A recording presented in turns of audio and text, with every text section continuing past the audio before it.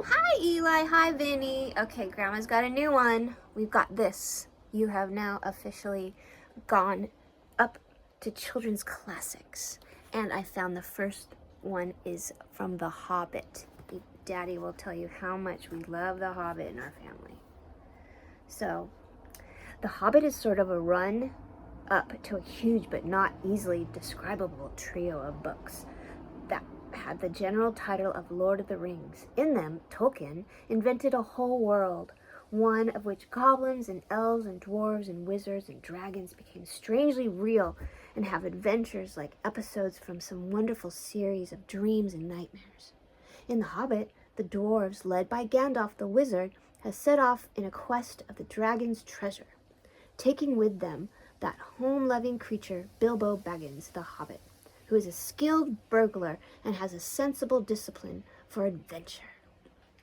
This horrific experience at the hands of the goblin, part of which is described in the passage below, is hair-raising enough, but is nothing to what happens as they draw near to the final, fantastic danger of their quest. Okay, that was just a little explanation, so are we ready to read? All right, here we go. Gandalf knew that something unexpected might happen, and he hardly dared to hope that they would pass without fearful adventure over these great tall mountains with lonely peaks and valleys where no king ruled. They did not. All was well, until one day they met a thunderstorm. More than a thunderstorm, a thunder battle. You know how terrific a really big thunderstorm can be down in the land and in the river valley, especially at times when two great thunderstorms meet and clash? More terrible still are thunder and lightning in the mountains at night, when storms come up from the east and west and make war. The lightning splinters on the peaks, and the rocks shiver, and great crashes split the air and go rolling and tumbling into every cave and hollow, and the darkness is filled with overwhelming noise and sudden light. Bilbo had never seen or imagined anything of the kind. They were high up in the narrow place, with a dreadful fall into a dim valley at one side of them. There they were sheltering under a hanging rock for the night, and he lay beneath a blanket and shook from head to toe. When he peeped out in the lightning flashes, he saw that across the valley the stone giants were out, and were hurling rocks at one another for a game, and catching them, and tossing them down into the darkness, where they smashed among the trees far below, or splintered into little bits with a bang. Then came the wind and the rain, and the wind whipped the rain and the hail about in every direction, so that an overhanging rock was no protection at all. Soon they were getting drenched, and their ponies were standing with their heads down and their tails between their legs, and some of them were whining with fright. They could hear the giants coughing and shouting all over the mountainsides. "This won't do at all," said Thorin. "If we don't get blown off or drowned or struck by lightning, we shall be picked up by some giant and kicked sky high for a football." "Well, if you know of anywhere better, take us there," said Gandalf, who was feeling very grumpy and was far from happy about the giants himself. The end of the argument was when they sent Fili and Kili to look for better shelter. They had very sharp eyes, and being the youngest of the dwarves by some 50 years, they usually got these sorts of jobs when everybody could see that it was absolutely no use sending Bilbo. There's nothing like looking if you want to find something," Sir Thorin said to his young dwarves. "You certainly usually find something if you look, but it is not always quite the something you are after." So it proved on this occasion. Soon Fili and Kili came crawling back, holding on to the rocks in the wind. "We have found a dry cave," they said, "not far round the next corner, and the ponies and all could get inside." "Have you thoroughly explored it?" said the wizard, who knew that caves up in the mountains were seldom unoccupied. Yes, yes, they said, though everybody knew they could not have been. It hadn't been that long. They had been come back too quick. It isn't all that big, and it doesn't go far back.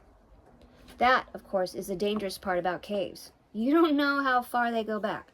Sometimes, or where a passage behind may lead to, or what is waiting for you inside. But now, Fili and Kili's news seemed good enough. So they all got up and prepared to move. The wind was howling, the thunder still growling, and they had business getting themselves and their ponies along. Still, it was not very far to go, and before long they came back to a big rock standing out in the path. If you stepped behind it, you found a low arch in the side of the mountain. There was just room to get the ponies through with a squeeze. When they had been unpacked and unsaddled, as they passed under the arch, it was good to hear the wind and the rain outside instead of all about them, and to feel safe from the giants and their rocks. But the wizard was taking no risks. He lit up his wand, as he did that day in Bilbo's dining room that seemed so long ago, if you remember, and by its light they explored the cave from end to end. It seemed quite a fair size, but not too large and mysterious. It had a dry floor and some comfortable nooks. At one end there was a room for the ponies. There they stood, might glad of the change, steaming and champing on their nose bags. Owen and Glowin wanted to light a fire at the door to dry their clothes, but Gandalf would not hear of it, so they spread out their wet things on the floor and got dry ones out of their bundles. Then they made their blankets comfortable, got out their pipes, blew some smoke rings, then Gandalf turned into different colors and set dancing up by the roof to amuse them. They talked and forgot about the storm and discussed what each would do with their share of the treasure when they got it, which at the moment did not seem so impossible. And so they dropped off to sleep one by one. And that was the last time that they used the ponies' packages, bags, tools, and paraphernalia that had been brought with them. It turned out a good thing that night that they had brought little Bilbo with them after all, for somehow he could not go to sleep for a long while, and when he did sleep, he had very nasty dreams. He dreamed that a crack in the wall at the back of the cave got bigger and bigger and opened wider and wider, and he was very afraid, but could not call out or say anything, but lie and look. Then he dreamed that the floor of the cave was giving way, and he was slipping, beginning to fall down, goodness where to. At that, he woke up with a horrible start and found that part of his dream was true. A crack had opened in the back of the cave and was already a wide passage. He was just in time to see the last of the ponies' tails disappearing into it. Of course, he gave a very loud a yell a hobbit can give, which is surprising for their size. Out jumped the goblins. Big goblins, great, ugly-looking goblins, lots of goblins, before you can say rocks and blocks. There were 6 to each dwarf, at least, and 2 even for Bilbo, and they were all grabbed and carried through the cracks, before you could say tinder and flint. But not Gandalf. Bilbo's yell had done that much good. He had wakened him up wide in a splintered second. When the goblins came and grabbed him, there was a terrible, terrific flash, like lightning in the cave, a smell like gunpowder, and several of them fell dead.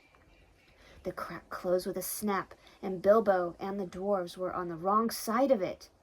Where was Gandalf? Of that neither there nor the goblins had any idea, and the goblins did not wait to find out. They seized Bilbo and the dwarves and hurried them along.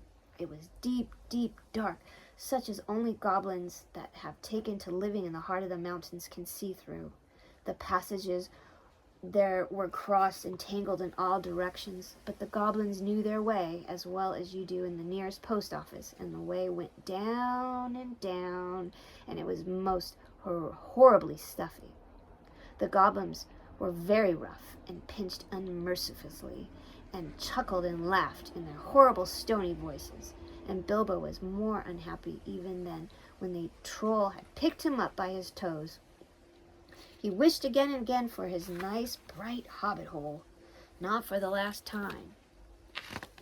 Now there came a glimmer of red light before them. The goblins began to sing or croak, keeping time with the flap of their flat feet on the stone, and shaking their prisoners as well.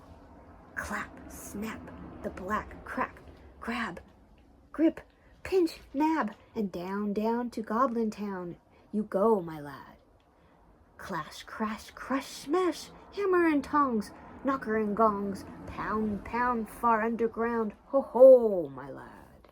Swish, smack, whip, crack, batter and beat, yammer and bleat, work, work, nor dare to shrink, while goblins quaff and goblins laugh round and round far underground, below, my lad. It sounded truly terrifying. The walls echoed to the clap, snap, and the crash, smash, and to the ugly laughter of their ho, ho, my lad. The general meaning of the song was only too plain, for now the goblins took out whips and whipped them with a swish, smack, and set them running as fast as they could in front of them, and more than one of the dwarfs were already yammering and bleating like anything when they stumbled into a big cavern. It was lit by a great red fire in the middle, and by torches along the walls, and it was full of goblins. They all laughed and stamped and clapped their hands when the dwarfs, with poor little Bilbo on the back and nearest to the whips, came running in, while the goblin drivers whooped and cracked their whips behind. The ponies were already there, huddled in a corner. There were all the baggages and packages lying broken open and being rummaged by goblins, and smelt by goblins, and fingered by goblins, and quarreled over by goblins. I'm afraid that was the last they ever saw of those excellent little ponies, including Jolly, sturdy little white fellow that Elrond had lent to Gandalf, since his horse was not suitable for the mountain pass. For goblins eat horses and ponies and donkeys, and other much more dreadful things, and they were always hungry. Just now, however, the prisoners were thinking only of themselves. The goblins chained their heads behind their backs and linked them all together in a line and dragged them to the far end of the cavern, with little Bilbo tugging at the end of the row. There, in the shadows of the large flat stone, sat a tremendous goblin with a huge head, and armed goblins were standing around him, carrying the axes and the bent swords that they had used. Now, goblins are cruel, wicked, and bad-hearted. They make no beautiful things, but they make many clever ones. They can tunnel and mine as well as any, but the most skilled dwarfs, when they take the trouble, though they usually are untidy and dirty. Hammers, axes, swords, daggers, pickaxes, tongs, and also instruments of torture they make very well or get other people to make to their design, prisoners and slaves that have to work till they die for want of air and light. It is not unlikely that they invented some of these machines that they have since troubled the world, especially the ingenious devices for killing large numbers of people at once. For wheels and explosions always delighted them, and also not working with their own hands more than they could help. But in those days, in those wild parts, they had not advanced, as it is called, so far. They did not hate dwarves especially, no more than they hated everybody and anything, and particularly the orderly and prosperous. In some parts, wicked dwarves had even made alliances with them. But they had special grudge against Thorin's people because of the war which you have heard mentioned, which does not come into this tale. And anyway, goblins don't care who they catch as long as it's done smart and secret, and the prisoners are not able to defend themselves. "Who are these miserable persons?" said the great goblin. "Dwarves, and this," said one of the drivers, pulling at Bilbo's chain so that he fell forward onto his knees. "We found them sheltering in our front porch." "What do you mean by it?" said the great goblin, turning to Thorin. "Up to no good, I'll warrant. Spying on the private business of my people, I guess. Thieves, I shouldn't be surprised to learn. Murderers and friends of the elves, not unlikely. Come, what have you got to say?" "Thorin, the dwarf at your service," he replied. "It was merely a polite nothing. All the things which you suspect and imagine, we had no idea at all. We sheltered from a storm in what seemed a convenient cave and unused. Nothing was further from our thoughts than the inconveniencing goblins in any way whatsoever." That was true enough. Said the great goblin. "So you say. Might I ask what you are doing up in the mountains at all? And where are you coming from? And where are you going to? In fact, I should like to know all about you. Not that it will do us much good, Thorin Oakenshield. I know too much about your folk already. But here, let's have the truth, or I will prepare something particularly uncomfortable for you." We were on a journey to visit our relatives, our nephews and nieces, and first, second, and third cousins on the other descendants of our grandfathers who live on the east side of these truly hospitable mountains, said Thorin, not quite knowing what to say all at once at the moment, when obviously the exact truth could not do at all. He is a liar! Oh, a truly tremendous one, said one of the drivers. Several of our people were struck by lightning in the cave when we invited these creatures to come below, and they are as dead as stones. Also, he has not explained this. He held out the sword which Thorin had worn, the sword which came from the troll's lair. The great goblin gave a truly awful howl of rage when he looked at it. Okay, I think this is a good time, and we will do the next tomorrow. I love you, sweetheart. Mwah!